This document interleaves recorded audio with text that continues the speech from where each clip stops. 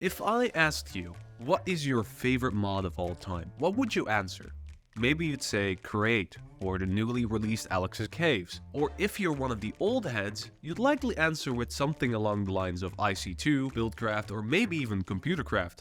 If you're a special type of person, that is. Mods offer such a variety that your favorite mod is highly dependent on what kind of a player you are. If you like farming, you're more likely to add something along the lines of Pam's Harvestcraft or Botanica. If you're more of a technical enthusiast, then perhaps you like Applied Energetics. But there are people who just want a little bit of pepper on their omelet. People who don't want black or white, but gray. People who like the vanilla game, but just want a little bit more extra. That's where today's subject comes in, with over 20 mods in its series and over 400 million downloads across its catalog. Young's Better Minecraft has been one of the staples in modded Minecraft for years. With its inclusion in a lot of mod packs, YouTube series, and my personal servers, it's safe to say that this series of mods are very successful. But how did that happen? How did Young go from a small-time developer to now overseeing a massive modding empire? Well, I recommend sticking to the end, as I was lucky enough to interview the man himself about this very topic. So let's, without further ado, dive into the world of Young's Better Minecraft. Let's lay the foundations. Some of you might be wondering, what is Young's Better Minecraft even? And how in the world did it get over 400 million downloads? Well, let's zoom out before we dive straight in. In 2019, a little known mod named Young's Better Caves came out, created by yungnickyung, a computer science graduate, with the goal of revamping Minecraft's boring cave system. Yeah, so my name is Young, or just Nick. I'm a professional Minecraft modder. I've been doing this full time for a little over a year now. After college, I didn't have a job lined up, so I was like, well, I need to get stuff on my portfolio. And I don't really remember why, but one of my ideas was just to make a Minecraft mod.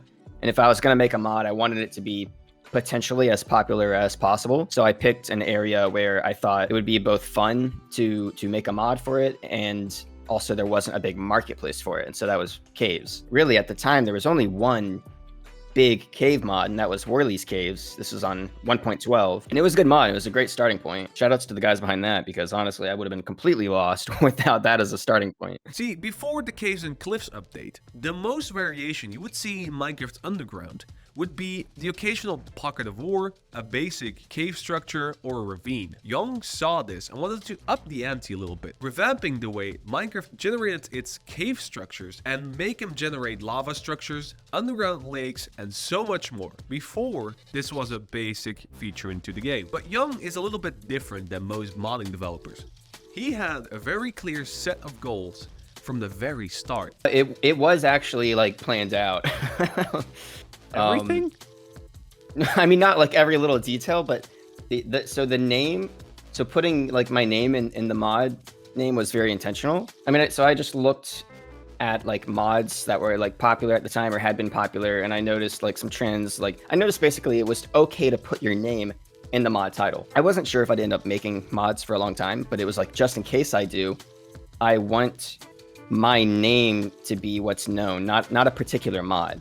Because, you know, a lot of people, they'll make a lot of mods and one of them does well, but then nobody knows that they also made all these other cool mods. So I just figured the easiest way to consolidate that all under like one marketing umbrella was to just put my name in the title.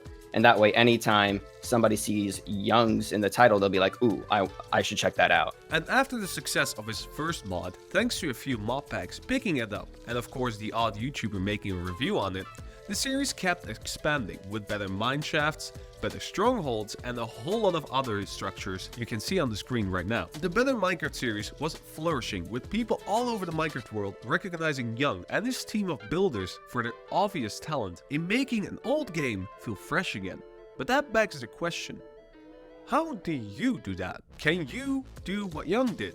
Is it possible to learn this power? And what are the pitfalls when you just start out learning Minecraft modding? There are a lot, and I mean a lot of mods out there, ranging from small additions to the main menu to absolutely game-changing and radically different stuff out there than I thought even possible. But how do you start? I mean, the possibilities are literally endless. If you wanted to make a mod, what do you do first? In a single sentence, right? What would your advice be to all the budding modding developers hearing this right now? If you're like brand new, like you're trying to make your first mod, my one piece of advice is just learn Java first, please. Just 2 weeks of Java first, because I have seen so many people have asked me like, "Hey, Young, how do I get started?" And I always just tell them learn Java, and whenever they don't, they just waste so much more time, because you're going to be learning both Java and Minecraft at the same time, and you're not going to know what's Java and what's Minecraft, and it's going to be twice the number of concepts you need to learn. So, and also Minecraft code uses some more like contemporary Java version stuff, so you're going to want to know that. So yeah, just learn Java. If you're already kind of modding, or like you already know Java, my advice would be to know your goals ahead of time, because a lot of people make the mod that they want to make, which is awesome. That's what modding's about. But then they're upset that it doesn't get popular or whatever. So you need to understand that what gets popular might not be the mod you want to make. So you need to know your priorities ahead of time. Do you mostly just want to make this thing you've always wanted to make, or do you want to get a bunch of downloads? And it's fine if that's your goal, to get a bunch of downloads, but that's something that you really need to decide ahead of time. And that's pretty simple, right? Learn Java first. Seems like a good base. And if you have, set your goals ahead of time, which is good advice in general. Always know what you want to make with the project you're involved in. Now, the big elephant in the room, of course, is what mod loader do you even develop for? Well, once again, I asked Young for his opinion, and to be more specific, I asked him if a multi-loader ecosystem that we have right now, with Neo4j, Fabric, and Cool and the like, is actually a good thing. And here is his response. What's your outlook on the overall modding scene with all these new loaders out there? So are you asking like if I think it's good or bad for the scene? Is it good? Is it bad? What's your opinion on this? I think theoretically it's good, like, or it should have been good in some ways. Just if anything, for competition alone, like pushing each loader to be better basically than the others. But that hasn't really happened. Instead, every loader just, for the most part, kind of ignores the other loaders. I think it's just kind of resulted in a fractured player base that makes it more confusing for users, because a lot of people just trying to casually play a modded Minecraft, they don't understand that there's 4 different loaders for some reason, and that the mods aren't compatible between any of them for the most part, except maybe Fabric and Quilt. But as a developer, I hate it. I hate it. So I have wasted so much time in my life porting between, mainly before multi-loader, but even with multi-loader, there are some things you got to sort out. But I've wasted so much time in my life just like dealing with different mod loaders, just trying to port one or the other. And that's obviously not what I want to do with my time. I want to create things. I want to minimize the amount of time I spend in the nitty gritty technical stuff. But the more loaders there are, if you're a developer who wants to support them all, you're going to end up wasting more and more time just porting. Coming from the response, I personally covered the possibility of a mod loader from Mojang itself. The response was, hell no. I don't know what your outlook is. Like, who would develop that one mod loader? Right. I mean, that's why I say at this point it's unlikely.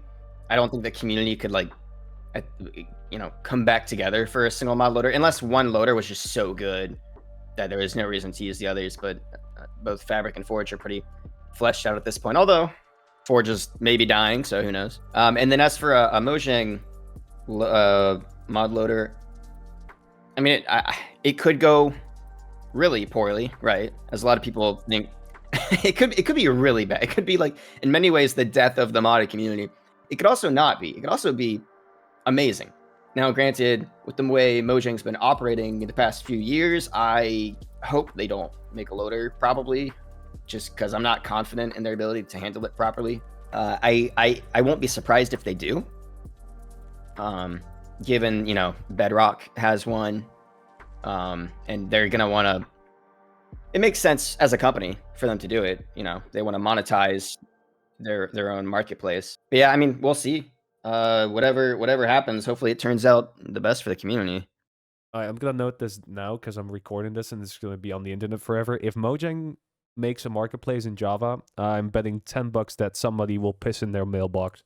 And this sentiment echoes a lot throughout the less hardcore modding scene. Hell, the amount of support I've had to give to get people on the same server is extremely annoying. So as a developer, there's only one real thing you can do. Oh, okay. Well, this is maybe a little technical, Go ahead. but a big one is I'm really glad I started doing. I refactored all of my code bases to use multi-loader architectures, which means I can build for both Forge and Fabric at the same time. I'm also really glad I made a separate API mod that makes that way easier too. Usually when you like develop for Forge and Fabric at the same time, even within like a normal multi-loader architecture that anyone uses, you have to like handle things like registering blocks and stuff completely separately because Forge and Fabric handle them differently.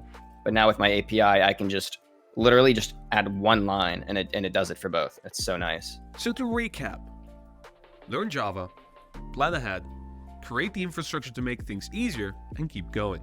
Those are the secret ingredients added into what is one of Minecraft's most successful modding series. Young's goal was to have his name recognized, and I believe in that he succeeded, as he apparently worked with Mr. Beast. I think Young's headed for great places, if not in the Hall of Fame of Minecraft itself. But what do you think? Did this interview make you feel motivated to try out modding for yourself? Let me know down below, but for now, I was Lunar. You were very awesome, and I will see you in the next one. Thank you to my lovely patrons down on the bottom. I appreciate all of you, and a massive thank you for my Boulder supporters, Farron, Walper, and Willox. And of course, my very awesome Mountain supporters, Comet, Hans Frans, and Milhouse for the absolutely amazing support. The full interview will be on my Patreon as always, and I hope you'll enjoy it. Thanks again, lads. See you in the next one.